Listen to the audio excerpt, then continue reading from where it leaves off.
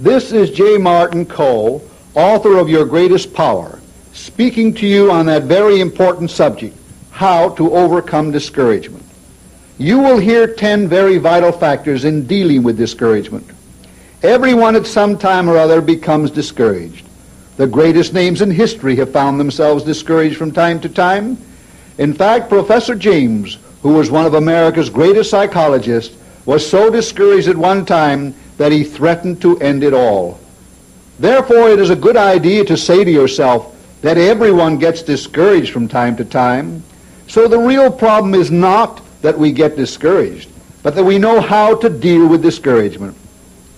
Some time ago, there was a story told about the devil who was being punished. The court said to the devil, "Do you have anything to say before we pronounce judgment?" The devil said, "Yes. I know that you are going to take away all of my powers, but please, I beg of you, leave me with one. Leave me with the power of discouragement. I know then that I can defeat any man." Although this is just a story, it is easy to understand how important discouragement is. Therefore, let us now proceed to defeat this one factor which is a problem to every living person. The first and most discouraging factor in life is the answer to the problem, what are we living for? Some time ago I saw a television program in which this very question was asked. The man who asked the question was so depressed that he gave up his job and refused to work until he found out what we are here for. One day this man was walking down the street, stopped in front of a pet shop, and noticed in the window a small turnstile with a white mouse running around it. The man stopped to observe the action of the mouse. When the owner of the store came out and said, "That is the way we are," the man in the story went home. Now he was really discouraged. To think that man is an animal? But my dear friends, there is all the difference in the world between an animal and a person. The individual, first of all, has a mind. Because he has a mind, he is able to think. This the animal cannot do. Because man is able to think he has a future, the animal has no future. The reason, therefore, that we are here on this earth is to grow. You know how you'll feel when you see your bank book growing. You know how you'll feel when your bank book is not growing. However, there are so many ways to grow, not only financially, but mentally, spiritually, in being of service to your community, to your churches, and to your fellow men. Keep growing. Keep developing yourself, and life will be interesting, worthwhile, and will destroy discouragement in many, many directions. The second great discouragement in life is the fact that someone is constantly holding us back. We are constantly being reminded by friends and relatives to let well enough alone. The very common expression is, "Be yourself." How many times in the years gone by have you been told to be yourself?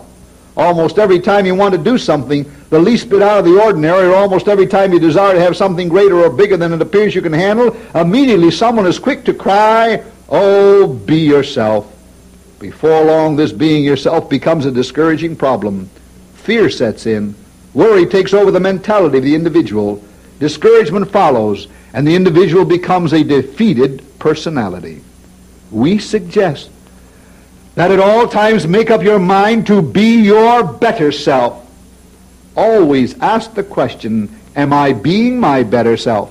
If you will continue to remind yourself to follow the guide of your being your better self, you will find things begin to come your way. You will find yourself growing stronger, more capable. You will find yourself undertaking many projects which you have hesitated about before. Instead of being discouraged, you will find yourself with a new wave of courage. You will find yourself with more confidence, with a greater ambition than ever before to accomplish that in life which means so much to you. Whenever you look in the mirror, keep reminding yourself that you want to be your better self. Keep telling yourself that it is important. Do it every day. Remind yourself constantly of the importance of being your better self. The third factor in dealing with discouragement is that of fear. So many people are filled with fear. Some have become so fearful that their entire life seems to be surrounded by the cloud of being afraid. It was Franklin Delano Roosevelt who said, "The only thing that we have to be afraid of is fear itself." What causes fear? Did you ever ask yourself? Robinson, in his book, The Mind in the Making, tells us that fear is caused by ignorance and uncertainty. Simplified and breaking these words down, what do we have? Ignorance simply means not knowing. Uncertainty simply means not being sure. In other words, fear means not knowing and not being sure. Therefore, it is important to say to yourself, not that I am afraid, but there is something that I do not know and something that I am not sure of. It is perfectly possible in almost every situation to find out what there is that you do not know and are not sure of. Through books, through the use of libraries, through professional advice, you can eliminate the problem of not knowing and not being sure.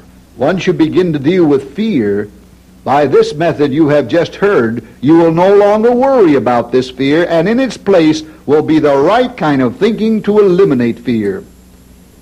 How can we be so sure that we can eliminate fear? Many years ago they tried to find out how many or what fears a child is born with. After experimenting with 500 babies, testing the babies in every conceivable fashion, they found out that we are born with only two natural fears: the fear of falling and the fear of a loud sound. They tried to scare these babies in every conceivable fashion, but the babies would respond in no way whatsoever except in the fear of falling and the fear of a loud sound. It is a definite fact that man is born with these two fears, and that is all. All other fears are man-made. If we made these fears, man can, through the same process of thinking, eliminate these fears. It is important, therefore, at all times to remind yourself of these two natural fears and stop making more fears for yourself. Once you do this, you will become less discouraged and more confident. The fourth discouraging factor in all of our lives is one that has slipped by us and succeeded in making our lives very miserable. This is the element of trying. You try to think of someone's name as familiar as your own, and the more you try to think of it, the more it gets away from you. The more you try to fall asleep at night, the more you stay awake. The more you try not to worry, the more you worry. This problem becomes most discouraging, and most people do not know what to do about it. If the trying principle would work, everybody in the United States would be rich, successful, and happy, because almost everybody in the United States is trying to be successful, rich, and happy. But it hasn't worked. After you have listened to this record once, take a piece of paper, put 3 numbers on it right underneath each other. Sign your name under one as you always do. Then sign under number 2 the way you always do. You will notice that both signatures are enough alike so that if they were placed on 2 different checks, they would be accepted. Now, next to number 3, try very hard to sign your name. Make an effort to copy it just the way number 2 is. Make every single little letter exactly the same and write very slowly. You will then notice that signature number 3 would not pass for your signature.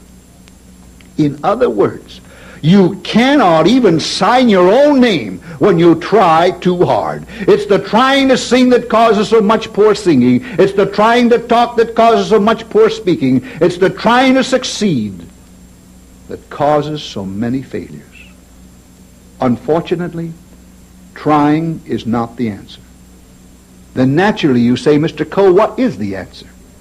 The answer, my dear friends, is the RMA. The RMA will give you the success you want. It's the RMA that will help you accomplish the things that you want in life. What is the RMA? It means the right mental attitude. If you will have the right mental attitude in your work, you will find yourself succeeding in your work. If you will have the right mental attitude about money, you will find yourself attracting money. You know the old saying, money goes to money. Why? Because the man who is thinking right about money attracts money to himself. But the person who says he will never have any money, that he is one of God's blessed poor, that money is evil, this man will never attract money to himself. In fact, nothing in the world will help him attract money to himself unless he gets the right mental attitude. The starting point of success in any undertaking is the right mental attitude. As we go through life, we must constantly be aware of a very important factor. I am sure as long as we live in this great country, we will have everything we need. What does a person need? 3 meals a day, a place to sleep, clothes on his back, and a quarter in his pocket. We may not have everything we want, but that is also good, because once we have everything we want, we have no further desire to live. But most of our unhappiness and dissatisfaction in living comes from not having everything we want. If we will remind ourselves daily that we do have everything we need, then we can relax and go on getting the things we want. But if we constantly aggravate ourselves because we are not getting the things we want, then life really becomes discouraging. We must remind ourselves constantly, many times a day, that we have everything we need. How does one achieve this right mental attitude? First, by changing his thinking. Second, by reading books that will help him think effectively, through courses of training that are offered, by listening to this record over and over again until he gets the feel that things are beginning to come his way. The fifth discouraging factor in one's life comes about when one is unable to grasp things easily and as quickly as other people. The first conclusion that a person comes to under these circumstances is he feels that somewhere along the line he does not have the brains. This is a common problem. It happened to me. When I was a boy in school, I had a lot of trouble. My grades were very ordinary, and had not my oldest brother stood over my head with a baseball bat, I probably never would have finished the second grade of high school. Fortunately for me, I came across the following remarkable story. For many years, doctors have tried to find out if there's a difference in people's brains. During the time of Napoleon, a group of doctors went to Talleyrand, who was one of the smartest men living in France. They said to him, "Talleyrand, we want you to do us a favor." "What is it?" he asked. These doctors said, "We would like to have your brain, of course, after your life is over, so that we may test and examine it and find out what there is about your brain that makes you so superior. If we can find out, we can change the mentality of the world." Talleyrand then sat down and wrote a letter, giving these doctors permission to take the brain out of his head after his life was over. Some years later, Talleyrand died. The doctors took the brain out of his head, brought it into the laboratory, and began to experiment with it. When the day's work was over, they placed the brain on a slab in the laboratory. It so happened that in this very same laboratory there was a student doctor who was also working with brains. The brain that he was working with happened to be that of a laborer. As he finished his day's work, he saw the one brain on the slab and decided that was the place to put them. So he put the brain of the laborer right next to the brain of the brilliant-minded man. When the senior doctors came the next day to continue their experiments, they saw these two brains and couldn't tell which was which. Yes, my friends, you have all the brains you will ever need. You can go just as far as you like with no one to hold you back but yourself. The sixth discouraging problem in life is the problem of criticism. From the time we are small until the time we go to our graves, we are subject to criticism. If one is unable to take criticism, his life will be a problem throughout the years. But if one is able to take criticism, then life could be much more enjoyable, much more interesting, and much less discouraging. Many years ago, there was an Italian newsboy selling newspapers on the streets of Chicago. One day he approached an elder lady and said, "Madam, would you buy a paper from me?" She turned around and said, "I wouldn't buy a paper from you, you dirty little wop." The little fellow didn't sell many more papers that day. He went home that night and cried himself to sleep. The next morning when he awoke, he said to himself, "Maybe that woman was right.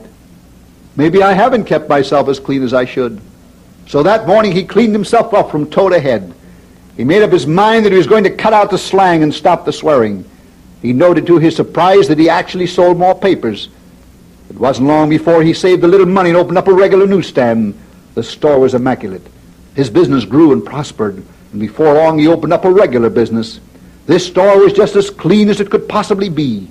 He went on from one success to another until he became the owner of one of the big department stores in the city of Chicago. You will find someday that the newspaper writers and reporters will come to you, and they will want to know why you have succeeded if you achieve any degree of greatness. So they went to this very successful Italian merchant, and they asked him about his life. They said to him, Is there anything in your life that you might say was responsible for your success? He repeated the little story that you have just heard. He said, that woman taught me the value of cleanliness. In other words, we should not jump to conclusions when someone criticizes us. We should look for the lesson in the criticism. Once you find the lesson in the criticism, you will be grateful that the person criticizing you took the time to show you a better way of life. In other words, criticism does not come into your life to make you weaker, but to make you stronger. Another very important principle in the subject of criticism is something which very, very few people realize. As you probably remember when from your school days you studied about the Gulf Stream. The Gulf Stream is a hot body of water that runs along the coast of Florida and up and around England. If it were not for this hot body of water, people would not be able to live in England, and Florida would not be so inviting. The Gulf Stream, without anyone paying any attention to it, runs its course. Likewise, there is a Gulf Stream running through your life and my life of perfection. It seems that everyone is seeking perfection.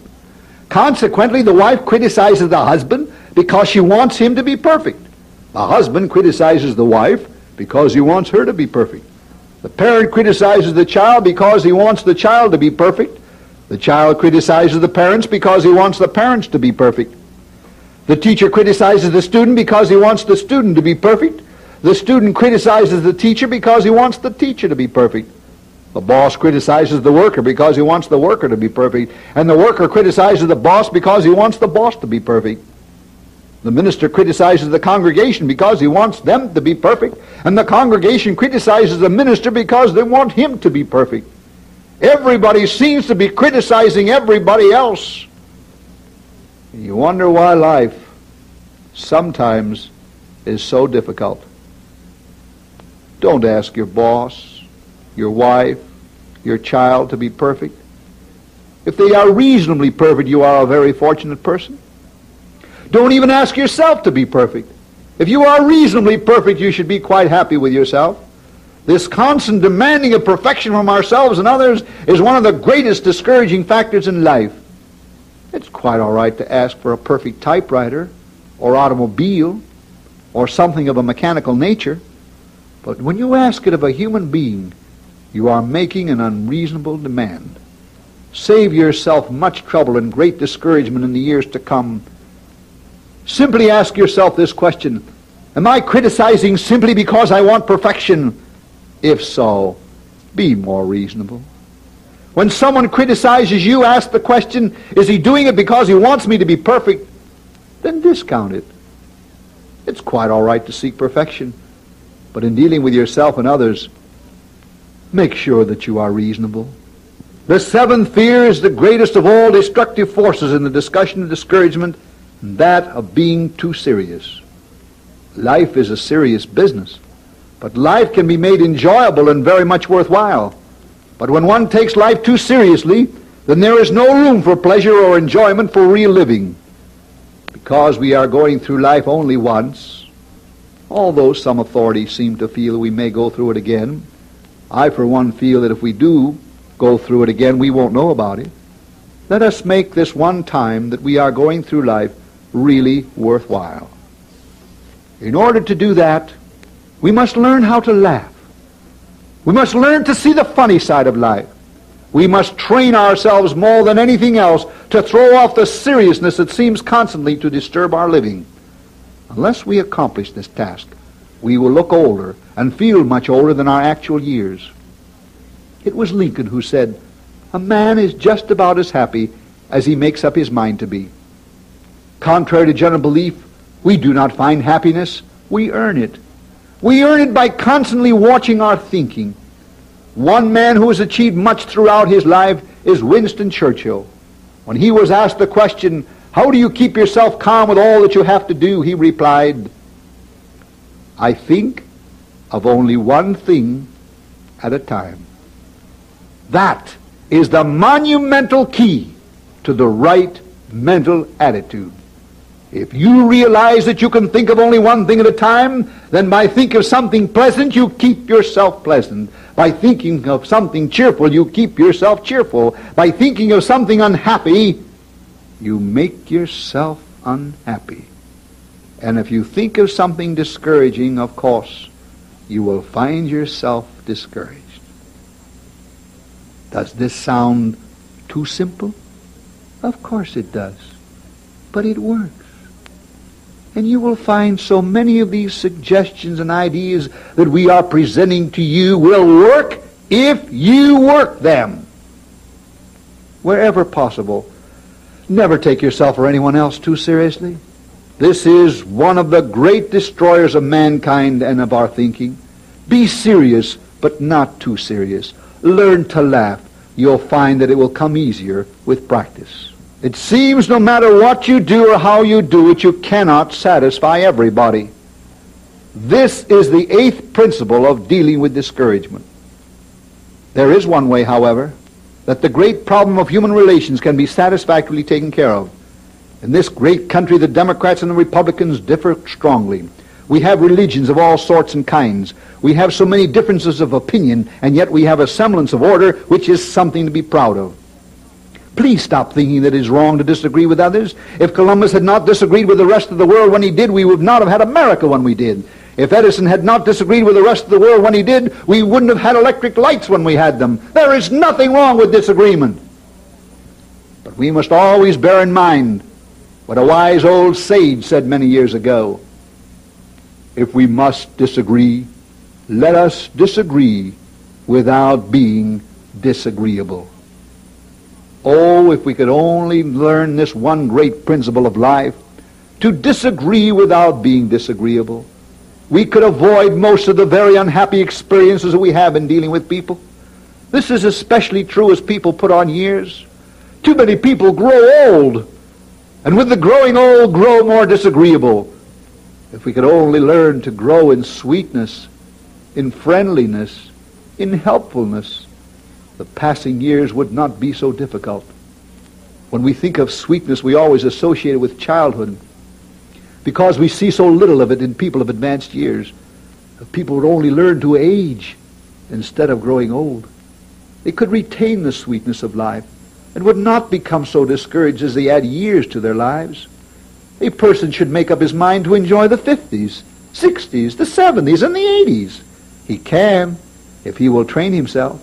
He can train himself to enjoy the later years in life as much as he did when he was much younger. A person in his 50s and the 60s now has lived long enough to be able to think so much better than a child of 12 or 14. It is important that we watch ourselves carefully so that we disagree without being disagreeable. When we can do that, we will never be alone. People will want us around. Children will have much greater respect for us, and more than anything else, we will have greater respect for ourselves. The 9th factor in dealing with discouragement is giving up too soon. Too many people allow themselves to become discouraged and then give up just before it is time to see success come their way. It was Albert Hubbard who said, "Many times there is just a line between success and failure." Too many people go right up to that line and then drop away. Had they kept right on going, they would have reached the other side, the success side. Remember the story of the man who ended his life by taking gas because some money that was coming to him did not come when it was supposed to? Thinking that the money was not forthcoming, he ended his life. The very next day, the check came in. But the classic story of quitting too soon is a story that Napoleon Hill tells in his famous book, Think and Grow Rich. Darby went out west and discovered a gold mine. He worked the mine with pick and shovel for several months, then came to the conclusion that this was not the right way to go about it. So he covered up the mine after staking his claim, went back to his home in the east, and there he talked to his friends and relatives and neighbors. He told them about the gold mine, explaining that if he had mining machinery, he and they would all make plenty of money. They agreed. They put up the money for the machinery. The machinery was bought and sent to the spot of the mine. The machinery was started, and just as Darby expected, there was plenty of gold. He started to pay off the debts on the land and on the machinery. He was just about ready to start to save some money for himself when the mine ran dry. Well, Darby thought, there is no sense in staying here anymore. So he called in a junk man, sold the machinery for junk, and threw the deed of the mine in with it. But it so happened that this junk man was no fool, and he called in a mining engineer. The engineer was to examine the mine and make out his report to the junk man. The junk man told the engineer that if the mine was worthless, he would break up the machinery and sell it for junk. But he wanted to be sure. The engineer went down into the mine, made a thorough search of the mine, and made out his report to the junk man. And what do you suppose he found? The report said that all the junk man had to do was find the secondary vein of gold. And he would find his gold mine if he would dig 3 feet deeper. The junk man started the machinery. And sure enough, 3 feet deeper, they found the secondary vein of gold. And the junk man became the millionaire. In the meantime, Darby had returned to his home in the East. And when he heard what happened to his gold mine, he almost lost his own mind. After a year, however, Darby recovered from this awful shock and went into another business. Every time he felt like quitting, he said to himself, "Wait a minute, Darby, wait a minute. You may be only 3 feet away from the very thing you want." With this awful, terrible experience behind him, Darby became a very wealthy man in another field of work. Remember, next time you want to quit anything, be very sure that you are not 3 feet away from the very thing you want. And now, finally, the 10th factor in dealing with discouragement is that of feeling that there is nothing that can be done about a given situation. Some years ago in the city of Chicago, a young newspaper reporter was called in by his boss and told that if he did not go out and bring in some stories, that he would be fired from his job. The young man left the paper that night, fearful of losing his job, and proceeded to get himself drunk. He got so drunk that he wound up lying on the curb, dead drunk. As he lay there, he noticed the manhole of a sewer being raised. And coming out of the sewer were 3 people. One was dressed like a prince, one was dressed like a king, and one was dressed like a princess. When he saw all this, he thought surely he was having hallucinations. He picked himself up and finally wiggled his way home. The next morning, he went downstairs and bought a morning paper. And screaming headlines, he read the big Chicago theater fire. These 3 people were not hallucinations. They were real people. What happened was that a fire broke out in the theater. These 3 people were downstairs in the basement. When they heard there was a fire in the theater proper, they opened the door and noticed that it led into the sewer. They continued in the sewer until they saw a manhole, then came up to the street through the manhole. I am sure that you see the point of this story. Just as those 3 people found a way out of that theater fire, so you will find there is always a way out of your trouble. If you keep yourself calm, you will find the right way out. If you let yourself get upset and excited, you will find the wrong way out. Yes, as awful and as destructive as discouragement can be, there is always a way out, a better way out, a better way of life, and a better mental attitude to make life worth the living. And now I would like to close with a classic story that tells so much to all of us. The story is told about 2 frogs. They were playing around a vat of cream. Before they realized what had happened, they both fell into the vat. One of the frogs, after swimming for a while, said, "This will never do. I'll never get out of this mess." So he sank to the bottom, and that was his end. The second frog said, "No, I'll keep swimming until I don't have an ounce of strength left." So he kept on swimming and swimming and swimming, and finally the vat of cream turned into a vat of butter. Then the second frog found himself sitting high and dry on top of the vat of butter. Yes, my friends, if we choose to keep on going, keep on swimming, keep on digging 3 feet deeper, we will win the struggle with discouragement. Once we do, life can be a grand and glorious venture.